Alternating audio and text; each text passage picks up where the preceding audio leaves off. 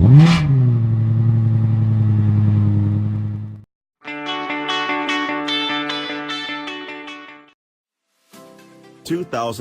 BMW X7 Prototype First Drive Review. The BMW X5 is a good SUV, but it's not really a flagship. That's where the upcoming X7 comes in. It's bigger. It's more luxurious. It brings new tech to the table. But even with the extra mass and focus on comfort, it's still very engaging under the right circumstances.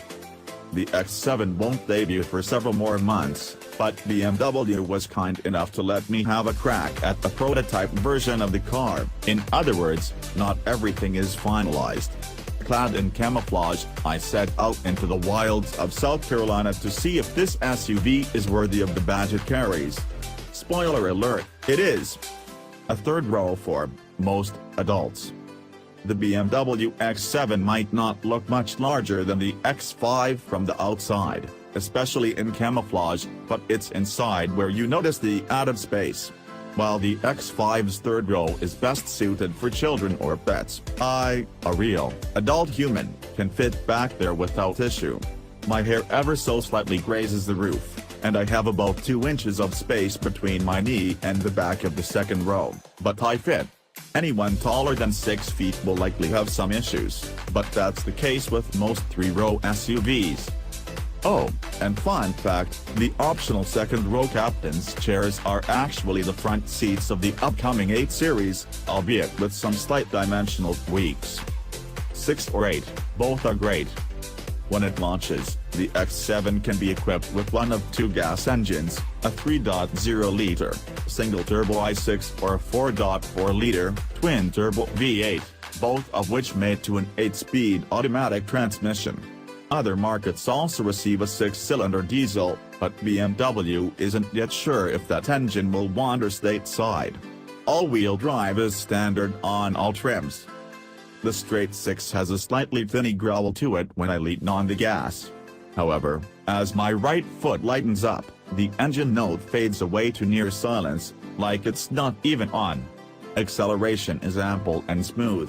BMW is quite proud of this engine in this car, and rightfully so. It'll likely be the volume powertrain, and buyers will appreciate what it offers. The V8, on the other hand, is for speed demons. Acceleration comes on strong, and the exhaust note lacks a total disappearing act, which is fine by me, because it sounds great and will likely resonate equally well with its buyers. The extra heft under the hood is noticeable, conferring a bit more front-end stability at highway speeds. Like 2 cars in one. X7 owners will likely stick to one of 2 primary vehicle modes, comfort or sport. A 4-corner air suspension is standard on the X7, and comfort brings that almost Lexus-like plushness to the ride. It's utterly serene over bumps and undulations with light steering and a good deal of body roll. To that end, it does wallow a bit in tighter corners, but there's a solution to that: sport.